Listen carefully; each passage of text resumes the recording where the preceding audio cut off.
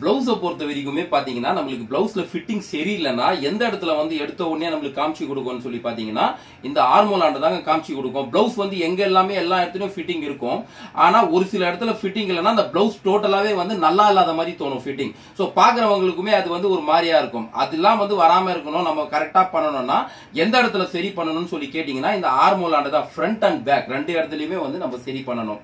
So அதுக்கு என்ன நம்ம ப்ராப்பரா பண்ணணும்னு சொல்லி கேட்டீங்கன்னா ஸ்லீவ் கட் பண்ணும்போது அது என்னன்னா நம்ம வந்து எந்தெந்த மெத்தட் வந்து யூஸ் பண்ணணும், எந்த இடத்துல வந்து டவுன் பண்ணணும், எந்த இடத்துல எவ்வளவு டவுன் பண்ணணும் எல்லாமே வந்து இந்த வீடியோல நான் உங்களுக்கு சொல்லியிருக்கேன். அதை வந்து நீங்க அப்படியே ஃபாலோ பண்ணுங்க. ஃபாலோ பண்ணீங்கன்னா எந்த ஒரு பிரச்சனையும் வராது. பிளவுஸை பொறுத்த வரைக்கும் ஃபிட்டிங் வந்து பர்ஃபெக்டா இருக்கும். வாங்க இப்ப நம்ம வீடியோக்கு போயிடலாம். இன்னைக்கு நம்ம வீடியோல பார்க்க போறது ஒரு முக்கியமான விஷயம் தாங்க. என்னன்னு சொல்லி கேட்டீங்கன்னா ஒரு பிளவுஸ் உடைய ஸ்லீவ் வந்து எப்படி கட்டிங் பண்ணணும்ன்றதான் பார்க்க போறோம். நீங்க யோசிக்கலாம், என்ன ஸ்லீவ்ன்றது அவ்வளவு பெரிய விஷயமா, மற்றபடி வந்து ஃப்ரண்ட் பேக்ல எல்லாம் ஃபிட்டிங் இருக்க வேணாமா அப்படின்னு சொல்லி யோசிப்பீங்க. கண்டிப்பா ஃப்ரண்ட் பேக் ஸ்லீவ் எல்லாமே மூணுமே ஃபிட்டிங் கரெக்டா இருந்தா தான் பிளவுஸ் வந்து போடும்போது ஃபிட்டிங் வந்து பர்ஃபெக்டா இருக்கும். ஸோ இல்ல நம்மளுக்கு வந்து ஃப்ரண்ட் பேக் சரியில்லாம ஸ்லீவ் மட்டும் கரெக்டா கட் பண்ணிட்டா ஃபிட்டிங் இருக்குமானா அப்படி கிடையாது.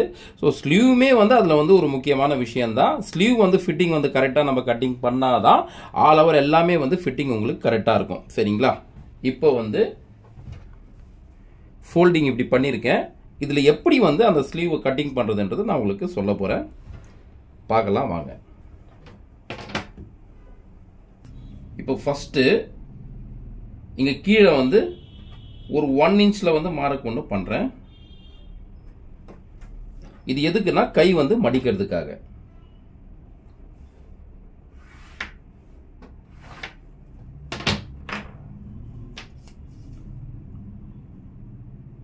அடுத்தது கையுடைய லென்த் 8 இன்ச்சில் ஒரு மார்க் பண்ணுறேன். இங்கேருந்து 6 இன்ச் தள்ளிட்டு இங்கே ஒரு 8 இன்ச்சில் மார்க் பண்ணுறேன்.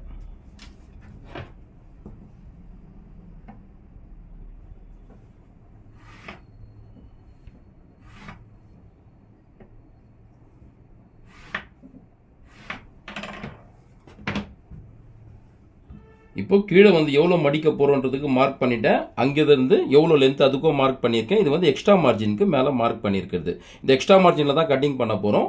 இந்த மார்க் வந்து இது ஸ்டிச்சிங் வர போகிற மார்க். ஓகேங்களா? அடுத்தது இப்போ இதோடைய டவுனு, ஆர்மோல் டவுன். இப்போ ஸ்லீவில் வந்து ஆர்மோல் ஷேப் எடுப்பேன் இல்லையா, அந்த ஷேப்புக்கு வந்து டவுன் வந்து எவ்வளோ வைக்கணும்.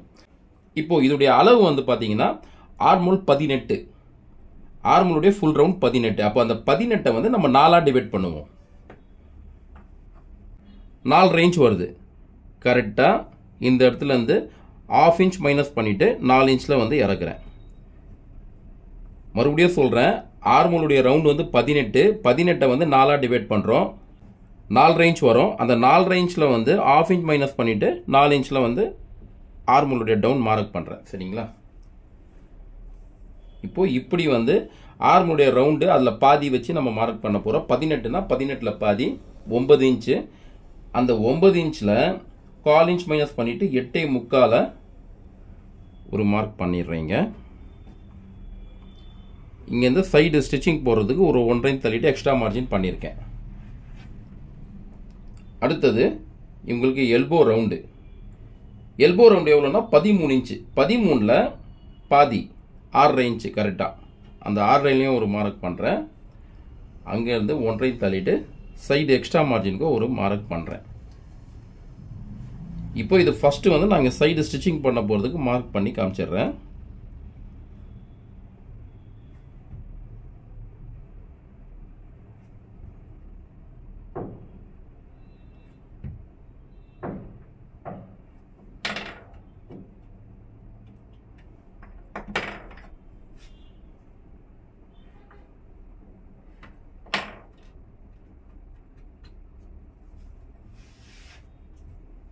பண்ணிட்டோம்.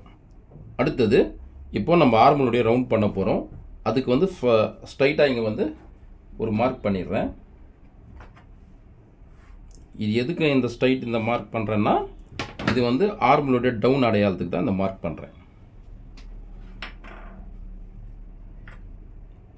இப்போ நான் ஆர்மல் ரவுண்டு உங்களுக்கு பண்ணி காமிச்சிடுற மார்க்கு.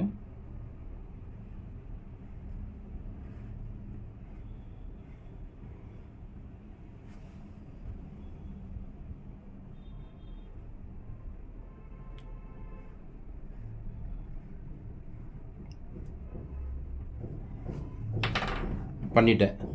இப்போ பார்த்தீங்கன்னா உங்களுக்கு தெரியும் கையுடைய ஃபுல் மார்க்கும் நான் பண்ணிட்டேன். இப்போ வந்து கட்டிங் தான் பண்ண போகிறோம். சரிங்களா?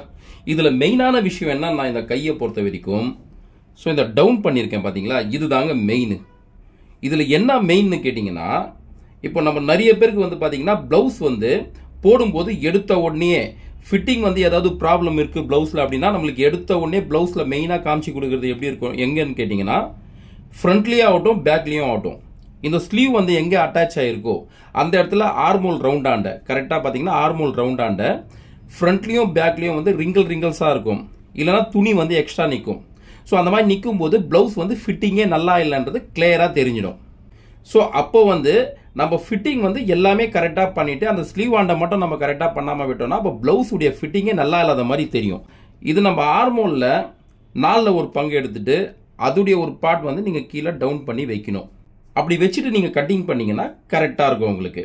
இப்போ நான் இதை கட்டிங் பண்ணி உங்களுக்கு காட்டுறேன் பாருங்கள்.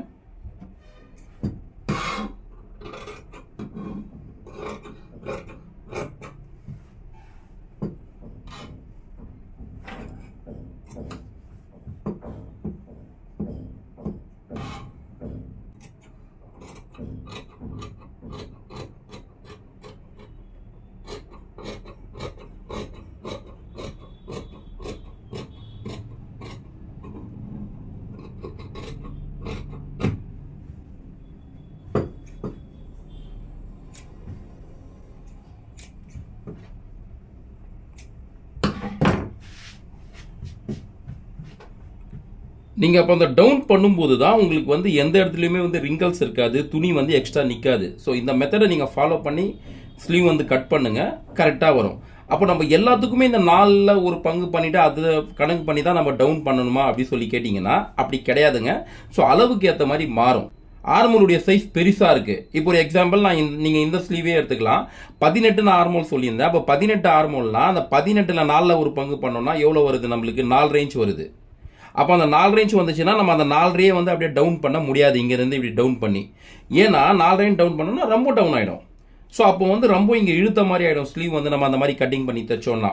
அதனால தான் நான் 1/2 இன்ச் வந்து மைனஸ் பண்ணிட்டு 4 இன்ச் வச்சேன். நம்ம மேக்ஸிமம் வந்து 4 இன்ச் டவுன் வச்சா போதுங்க.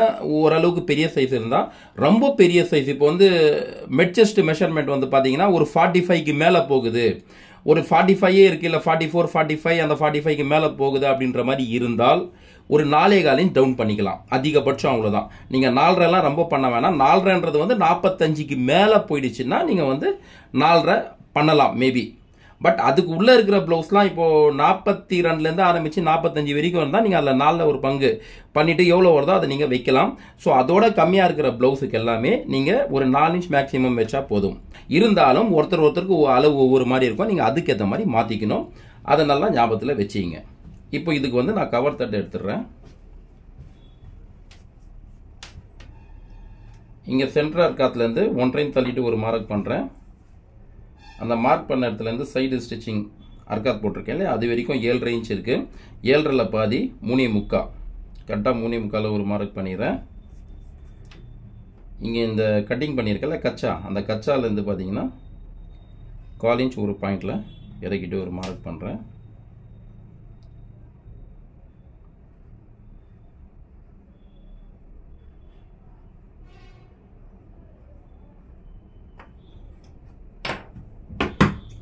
ஸோ நான் கவர் தட் கட்டிங் பண்ணி காமிச்சிடுறேன் உங்களுக்கு.